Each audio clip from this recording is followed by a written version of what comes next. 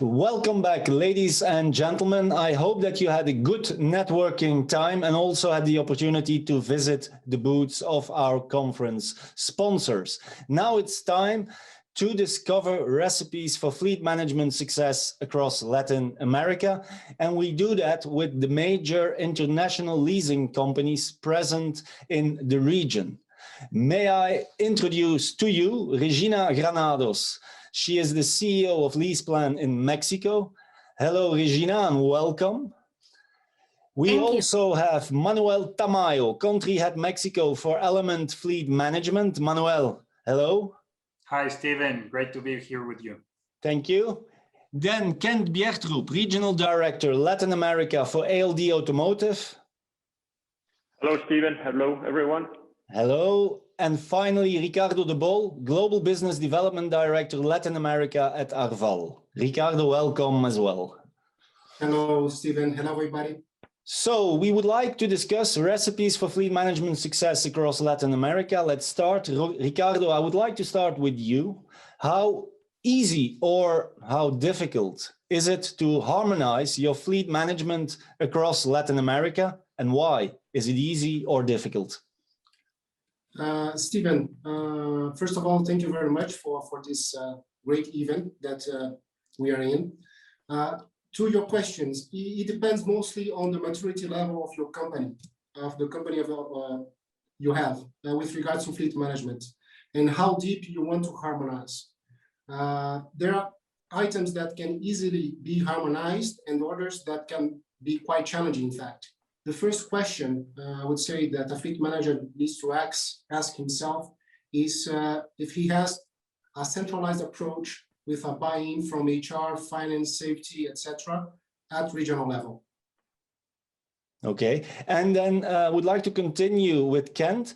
Ricardo already mentioned it depends a little bit on what elements you would like to harmonize. So what are the services, in your opinion, that are possible to harmonize, and what is the challenge or even impossible across countries to harmonize, in your opinion? I don't think there's anything that's impossible to do. That's clear. I think it's possible. You know, Latin America is a huge region in terms of distance. So there's also different cultures. Even I think, you know, there's many big customers or fleet owners across the region that they have the cars in all the countries. But I think, you know, you could do harmonize, you could do the car procurement, you could harmonize the whole maintenance of the tires, the safety program, the connected car program. So I think everything is really possible. So it's more, you know, what is the customer really looking at? Is the customer a global customer? Is the you know, do they have global schemes? Something that they would also like to put in place in LatAm. Fuel card is another one we can do. So I would say everything is possible. I'm not saying that it's easy and straightforward, that's for sure, but I'm saying that it is possible. But I think, you know, all the different fleet service companies in the region, they are very professional and they have, you know, consultancy as well. And they can, you know, let's say, hold the hand of the fleet owner here to make sure that we can service them in a good and professional manner. Manuel, what are the most difficult elements to harmonize, in your opinion? Well, I think, and coming back to Kent, there's probably nothing that is impossible, but I think there are a couple of things that might be a little bit more difficult. It will depend a lot on the maturity level of the company, no, and how integrated they are within the company, let's say across, let's say the region. I don't know, at that HR level, finance level, safety policies level, in the sense of within the company, how harmonized they are, no, to develop this, no. For me, one of the most difficult things to harmonize there would be, for example, the tax advantages, no, around leasing, for example, no. It's a very diverse region in the sense of financial offering and tax benefits around the fleet. That I would say that would be one of the most complicated ones. The other, for example, is the availability of the vehicle models across the region, no, and trying to create some synergies around that might difficult the decision or just the process within the companies, no, and probably the other one would be the HR policies, no, and because something that it's usual, let's say in Mexico, might not be the same in Brazil, for example. And also, harmonizing those things will also have a toll and difficulty within the companies. No? Okay, I would like to elaborate a little bit on the last thing that you mentioned, Manuel, about the policies. Regina, is it feasible and recommended to operate with a strong standardized car policy across the region? Or do you say, well, probably this is not possible because the countries are so different that you need different policies also? Well, I think that we have different topics in the different policies that we can manage. For example, there are some topics that can be the same, or we need, for example, to consider 16 different topics in all the policies. Maybe, as Manuel was saying, the HR policy is going to be slightly different in some countries. For example, Mexico has an option to buy in most of the cases. We are used to have that benefit as a retention benefit for employees, and it's not common in Europe. So that might be a particularity that we can have. But for example, safety, I think you can standardize it for sure. And another topics, you can standardize it. There are going to be some things that are going to be slightly different, but the topics are complete in all the policies. I think you need to consider the 16 topics needed to have a full policy there. Okay, let's continue with leasing across Latin America. Question for Kent Bjertrup. Kent, do you expect growth in vehicle leasing across Latin America this year? So the short answer is yes. And why is it yes? So I think, again, it's about maturity coming to Latin America as well. You know, big fleet owners, even SME business, you know, having a deeper look into how they run their fleet. 20 years ago, everyone probably, they bought all their company fleet. Today in Europe, it was different, and North America, it was also different. So we see, at least in I think all of us here in the call, we see that there's a higher demand from everyone. It's not only global companies with presence in Latin America, it's also, let's say, local fleet owners that are now looking at the leasing of cars. And of course, then it's, you know, it's not only about the leasing and the financing of cars. It's not even only about the fleet management of the cars. It's also, you know, getting access to this experience that we all bring to the market. It's also, you know, what can we bring in terms of alternative mobility? What can we bring in terms of good, safe and healthy schemes? What can we bring in terms of the whole electrification that might not be at the forefront in LatAm to other parts of the region? So I think it's also the whole consultancy that we bring to the LatAm market. Okay, Manuel, do you agree? And if you agree, what are the countries where you see the most growth across Latin America? Well, I do agree. No, on the short answer of Kenya, I do agree that it's going to grow. No, it's an let me put it this way: it's kind of like an underpenetrated market. No, companies were very reluctant, let's say, for not owning their vehicles or trying out, let's say, leasing structures. And I think there's been much more communication lately, no, that has helped the companies to take the decision around and really understand the savings that they could have with a leasing structure rather than, let's say, buying the vehicles for their own. No, I think in Mexico we have seen this growth over the past couple of years. I think this during COVID was highlighted. Let's say, more and more companies seeking for savings within their companies. Looked out for these type of structures. So I see that a big growth in the Mexican market. Okay. We sometimes hear that certainly in this period where the pandemic is still alive, that fleet managers would like to seek cost efficiency. It's also the topic, of course, of this conference. And one of the ingredients for cost efficiency is to increase the fleet utilization rate. Regina, wouldn't it make more sense from a customer point of view to opt for more flexible methods in financing, in how you put your vehicles, etc., than the long-term contracts where you are specialists in? Well, it's not only the long-term contracts, because we in LeasePlan have a system that is called recalculations. So you can decrease the period of time. For example, if you have it for 36 months, you can have it for 24 months, or you can have it for more time. I think most of the companies now in Mexico, due to the crisis that we're having about COVID and about pandemic, are adding time for that contract. That means that, for example, if they used to have the car for 36 months, they have 1 year the cars without working. So it's, instead of 36 months, it can be 48 months or something like that. And that decreases also the monthly installment that they are paying. And with that, they have savings also. So I think it's a matter of knowing the needs of our customers and helping us as experts in that topic to make a proposal there in which they can be having savings or having another benefits that they are not seeing now. Okay. Manuel, last year contracts, a lot of them, were extended because of the pandemic. The economic uncertainty that we live in, and also the challenge, of course, to resell some of the vehicles. So some contracts were extended. Will this have an impact on vehicle remarketing, on the used car market, you think, in Latin America?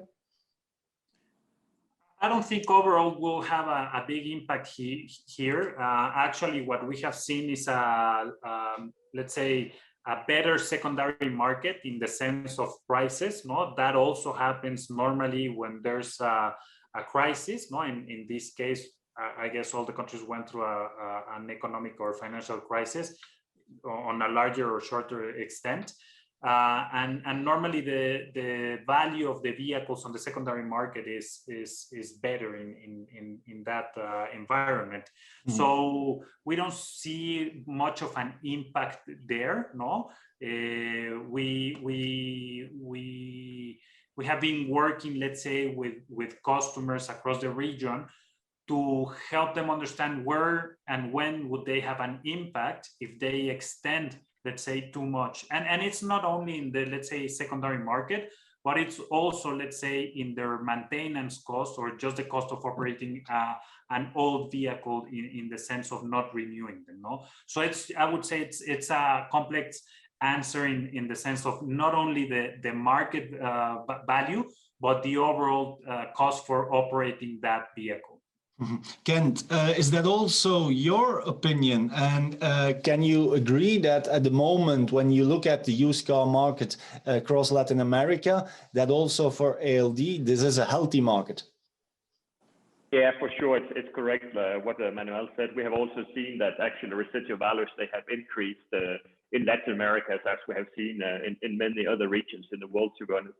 But I think that's an important point here to be aware of for all fleet managers. And that is right now, as we speak, actually there's a lack of supply of new vehicles. So it will not be only a matter of 2020, where we in fact did prolong a lot of contracts. We will have to do the same thing in 2021 because there's not sufficient supply available of cars. So at least in ALD, we have already prolonged a lot of leasing contracts for an additional year. Maybe it was some that comes to an end in 2021, but maybe it was already some that we prolonged last year. We have seen Ford closing down some of their production facilities in Brazil. We're still fighting the COVID. You know, we cannot meet the workers cannot go to the factories and produce the cars that we need. We are missing spare parts. We have logistic issues across the world. So I think even in Chile, for example, in March, we had no cars to sell in ALD. because we prolonged all the leasing contracts. We had no cars coming back. So I think there's, and of course, when there's a lack of supply, then, demand and supply, then prices, they do go up. But at least, yes, we prefer to keep our customers driving rather than to return the car because we might not have a car to give to them because we cannot get them from the OEMs. Okay, good. Question for Ricardo, an important one. Ricardo, you are based in Brazil. I think from the 4 experts here, you are the only one that is based in Brazil. The question is about a certain deal that could happen this year. If everything goes well, we can expect a huge industry deal in Brazil this year in terms of leasing and renting with the merger of Unidas and Localiza. And they can become really a major player with more than 450,000 vehicles combined, long-term, short-term, and everything.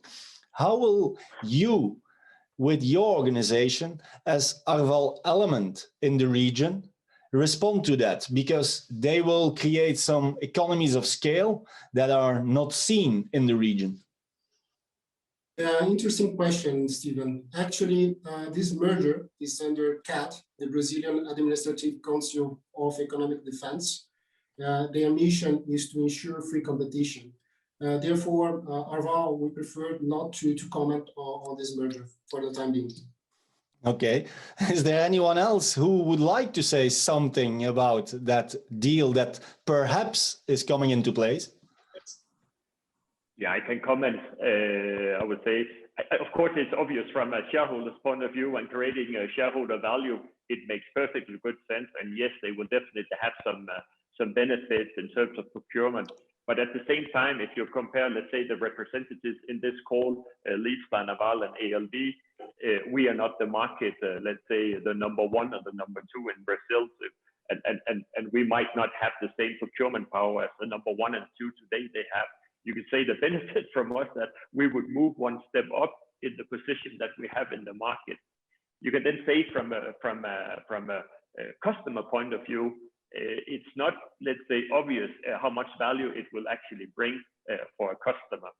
Many customers, they have a sourcing policy saying that they need to have a dual or triple supplier. So if they are using the 2 big ones now that are merging, they will go and be forced to go for maybe one of LeasePlan, Arval, or ALD. We don't know. I would say, so I don't know. For me, it's not quite obvious from a customer point of view what value it brings. I definitely see all the scales and all the synergies from a shareholder point of view of the 2 that are merging. So yeah, so that's where we are. Good. Now, an interesting element that you mentioned, Kent, is of course the dual suppliership, but you also have sole suppliership. Regina, is there a trend across Latin America that you see? Are customers nowadays more open for sole suppliership, or are they going to have some kind of competition between suppliers? What is your opinion? Well, I think in the past it was dual suppliers, for example. We have some customers that by policy or by governance, they need to have 2 suppliers or 3 suppliers in order to have always the best cost and the best price and that kind of things. But I think that is changing. For example, we have like 5 customers that were like that, and they came back to us this year saying that they are no anymore with an agreement of 2 suppliers, that they can have a sole supplier now. So I think it's a matter of having a fair competence. I think always competence is really good because it makes us improve all of the people that are here. For example, Element, ALD, us. I think we need to improve always and be in adaptation, in constant adaptation. And with that, I think the customers are changing and the customers are asking for a sole supplier now because that can bring them also more benefits. Because, for example, we have presence in 32 countries. So if you make a sole supplier, you are going to have advantages for sure. So in that sense, I think the mindset is changing. Okay. Manuel, what is more important across Latin America to address as a fleet manager? Is it safety or is it sustainability?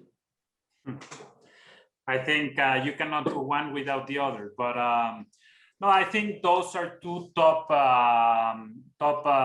things that across Latin America would come.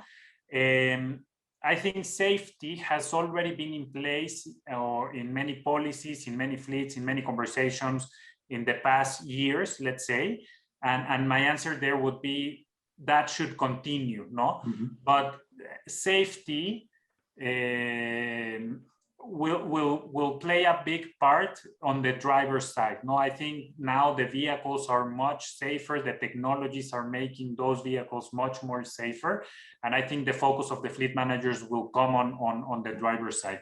But sustainability is a new thing. So a lot of the focus will come here, no?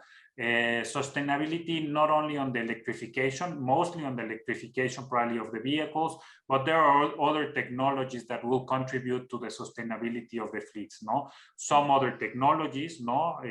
We're just talking about hydrogen, for example, no? As another, let's say, component of vehicles that will contribute to lowering CO2 emissions within the fleet.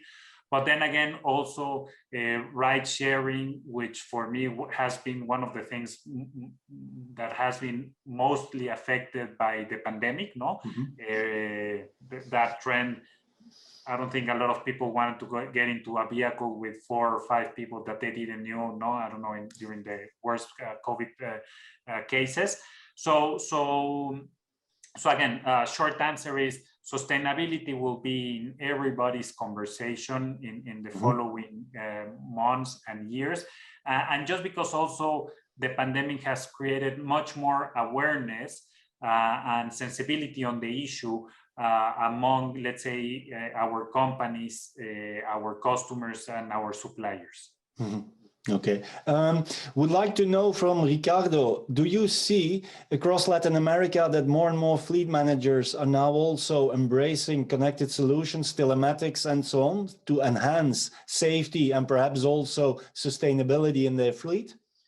Yes, for sure. Yes, Stephen. Telematics come together with all this that Manuel just mentioned, because if you have the right data, you can take accurate decisions. Towards if you will go with full electrification or partial electrification, and also you can see your fuel consumption, your CO2 emissions, and so on, how your drivers are driving the vehicles, how intense is their acceleration, the braking. So the telematics is a tool that can provide very good data in order to take those accurate decisions. A question for Regina. I would like to continue with sustainability. All of the companies here present have announced some interesting sustainability figures around electric vehicles that they would like to put in place by 2025, 2030, etc. Now, we know from LeasePlan that they would like to turn their complete fleet into an electrified fleet by 2030. How are you going to do that in countries in Latin America that are perhaps not yet ready and the infrastructure is not ready? Well, I think we need to predict with examples. So in that sense, for sure, there are countries in Latin America that we are not ready. And I say we because Mexico, I think it's not fully ready for electric vehicles, for example. But now they are putting more charging stations, that kind of things. And it's a matter also, I think, of consultancy. And talking about to predict with examples this year, our own company cars in Mexico, we are going to change the 70% to hybrid vehicles and the ones of my directors of electric vehicles. So we need to have that experience here in Mexico so we can advise correctly our customers and we can talk with the different companies to put more charging stations. And it's I think a 360 related items that we need to talk with the suppliers, with government, and it's part of us also to bring that change. So I think if we start with that, we are going to do it. And I think most of the world is worried about that. So we need to start it. And the time to start, I think, is now, because if not, it's like in home office. You always have the excuse that home office doesn't work, but until the pandemic, you need to implement home office and it works. So I think it's almost the same. Okay, very good. Kent, what are the countries, according to you, that are the most ready to switch to sustainability, EVs, new powertrains? I think so. Again, these things, they are also tax driven, and we have also examples from Europe, and of course the one that springs to mind is Norway, where it's mostly driven by tax incentives. You know, the government, they are pushing for this, so it will be the country and the government that will push this the most. Today we have this tax benefit on the road tax in Mexico, for example, where we, with the hybrid car and the electrical vehicle, we have a benefit on that. It's some of the innovations that we see from Medellin in Colombia, they're in the forefront of that. We also see now some investments coming in São Paulo in Brazil for that. We also see in Chile, to be honest, we don't see too much in Peru out of the countries where we are present. So you cannot say it's like one is leading. It's a little bit of everywhere, and you can say, okay, maybe it's also the state of São Paulo. It's not Brazil as a country that are doing this. We have some let's say some conversation with foreign investors coming into Mexico City that want to electrify the whole, let's say, mobility in the city, not only with personal vehicles but also with the public buses. You know, renewing the metro and the public system as well. So I think, you know, it has to be driven in order to have the cost benefit and the total cost of ownership.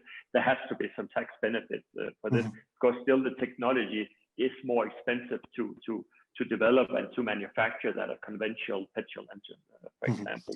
But it's coming and it's growing rapidly in the region right now. Okay.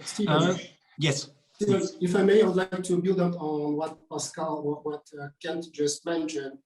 It's a small country in LatAm, and we have pretty good data in that country. It's Uruguay. It's a small country in the south, and I would say this is what I can see from that country. It will be the Norway of LatAm, because today, Uruguay, it has an enabling environment. In one side, the country has a wide capacity of energy production, mainly wind power at night, and that's sufficient to the extra demand.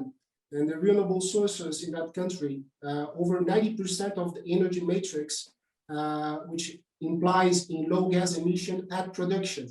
And also, which is key to the success of electrification in one country, is that Uruguay today is able to provide tax incentives to purchase a vehicle up to 60% of the price of the vehicle. So with those actions, with those measures, those are key to be successful in energy transition. As in Chile, we can see that Chile has the largest number of buses after China. So it depends on the government as well. So they can be, let's say, also a leading example for other countries across the region. What I would like to know to close this topic, and from the four of you, just a short answer. In Europe and also in North America, we often see that the leasing companies, when we talk about electrification, that they offer that one-stop shop solution. So the leasing company is offering the car. There is the possibility also to install charging infrastructure. They are working with an energy provider, and the customer can benefit from the complete package. Ken, to start with you, is that also already the case for ALD in Latin America? So we are in negotiation with all these partners to have, let's say, the full infrastructure, as you mentioned, with the charging, with the electricity companies. We do work in Peru. Actually, we have a let's say we're testing it in Peru there. So, and again, okay, Peru is not the same as Brazil and Mexico and so on, but it's high on the agenda. You also referred to these strategic communications that we have made, and we have certainly also made it from ALD. So electrification is high on the agenda for ALD in Latin America. That goes without saying. Okay. Regina, do you already in Mexico offer such an integrated approach? Yeah, we start this month actually, in which we offer an integrated approach. Is the charging station, is the car, is the light that you need to pay, and everything is included. So we start launching this month. Okay. So then, Manuel, you need to follow, or is it already the case? No, we're already doing it, Steven, as you're mentioning. For these type of projects, it's as important, let's say, the OEM and the vehicle, as it is the power supply and the charging stations. No, so we're definitely partnering with the right suppliers in each sense, because again, these type of projects will be key to be, let's say, a one-stop shop, let's say, for the customer. No, we have heard of a company that bought I don't know, like 20 or 30 vehicles, but they never figured out how and where they were going to charge it. No, so the power station at their facilities wasn't able to supply the whole electricity for the fleet. No, so it's key for us to be a consultant and a key player there, and we're definitely partnering up with the key suppliers to deliver a turnkey solution. Okay, and for Arval, Ricardo, do you already have such an integrated approach? Yes, we do have. As ALD, we follow the same path, and as Manuel also mentioned, we found it in Mexico. I would also say that we have a strong target as well in terms of we are applying this with our own fleet. Our ambition is by 2025 to be carbon neutral, and we are starting with Brazil with electrification of our own fleet to be carbon zero until in 4 years.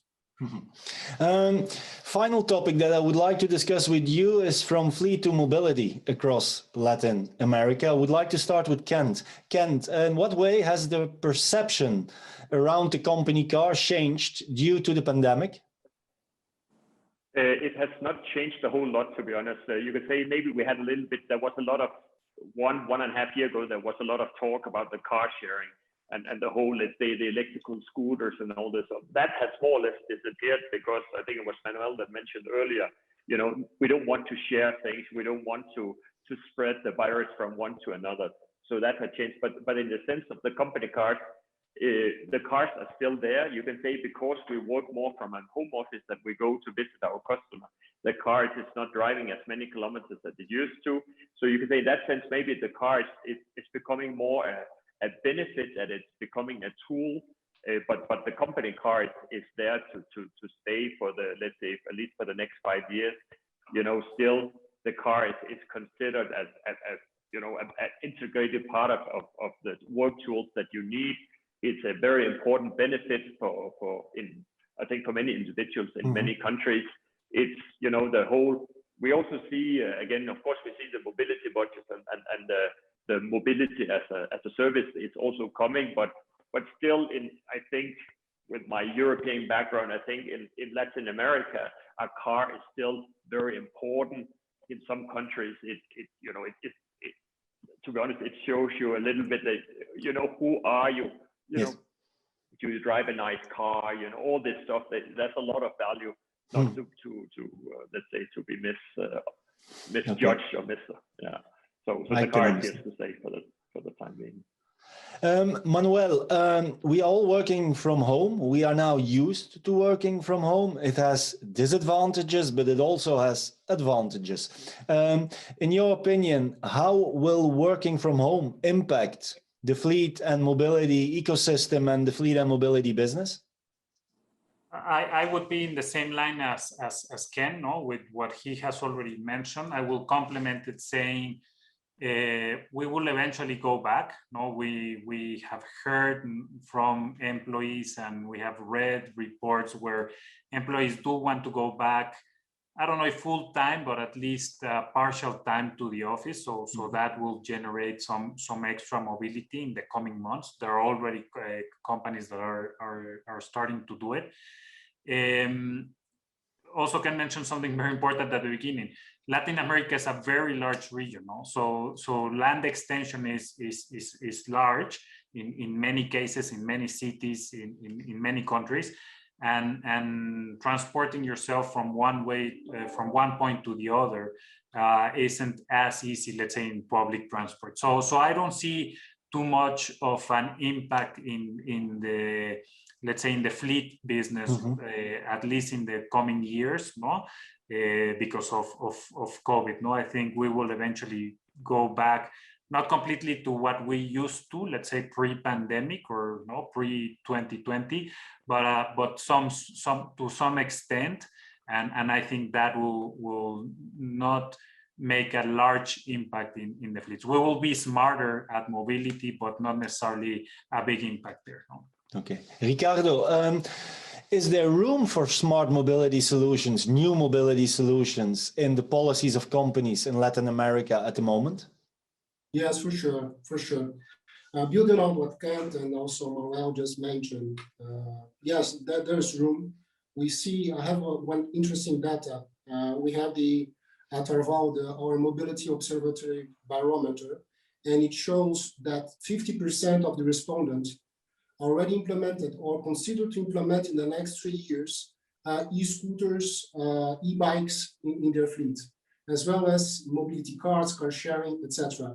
In EMEA, that percentage is 44. So that means that in LatAm, besides being not so mature as in North America and Europe, we see that our clients intend or are open to those new solutions in terms of mobility. Okay, and Regina, what kind of mobility solutions do you expect next to the car to emerge in countries like Mexico, but also others? Well, as Ricardo was saying, we expect to have for sure the cars. I don't think also as my colleagues here that we are going to have an impact. I think the change that we can expect is that with this crisis, we need to remember that Mexico or LatAm, are countries that are used to having the mindset, the ownership of the cars. And it's very important to own that cars. I think that is what is changing. It's changing that you are going to feel that is also your car, although it's a lease car. And with that, I think the growth that we can have in the 3 companies that are present there can increase, and that the companies can have a benefit because they are going to have tax benefits, but also they are going to have savings and other things. So in that sense, I think that is going to increase and change in the next years. Okay, final question for each of you, and I would like to start with Regina. What is for you the key ingredient for a winning fleet management recipe across Latin America? I think the key ingredient is to really analyze the needs of the customer, really make a product that is related to the needs and that really adapt it, and that really we can take care of customer service, that is really important, mobility, and also saving in costs. I think that are the 3 keys that we need to consider for now. Okay, Ricardo, what is your top 1 number ingredient? I really liked what Regina just mentioned, Stephen, but definitely there's not one size fits all to be applied in LatAm. Each country has different levels of maturity, and you must look at each country individually to take right decisions. However, as we mentioned before, the pandemic boosted the way we think about mobility and flexible solutions. The old happened style of thinking about fleet management, for sure, it's in the past. So this is what I think about the region and the right recipe, I would say, for Latin America. Kent, also to you, the same question. What is your key ingredient for fleet management success in Latin America? I think it's, to do fleet management in Latin America, it's not new. So I think what is key is to bring, added value. It's a consultancy. It's using the data. We talked about connect. And there he was again. Some developments on the car. You need to be proactive. You need to bring in, let's say, experience from the other countries. You need, I think customers today, they expect much more than just to maintain their cars. They need for us to give them the way, or at least propose them the way forward, how to manage their cars and their mobility. Because there's no question, it will be more a switch from cars to mobility. We have already seen in other parts of the world. Okay, and finally, Manuel. Manuel, what is your key ingredient for success? Well, I think Ken, Regina, and Ricardo have captured most of the key ingredients. I would add two of them. First of all, is customer experience. No, we have to harmonize our customer experience around the region, no, around different countries, and I would add also a kind of think global but act local. No, so we have to help our customers harmonize their fleets and take advantages of their fleets with global, let's say, trends, no, or at least across LatAm, but then act local, no, and that's where the consulting and the information that we can bring to each of our customers in each of the countries will be critical for their success, no, blending in the let's say the global policies to adapt to the local markets and to the local conditions in order to make the most out of it. Okay, thank you very much. Thank you, Regina Granados, Ricardo de Bolle, Manuel Tamayo, and Ken Bjertrup. Thank you for your insights. Your insights have brought inspiration to our fleet community across Latin America. I'm sure that they have learned a lot, and it was great meeting with you again. Thank you and bye-bye. Take care. Bye. Bye. Thank you. Bye. Bye.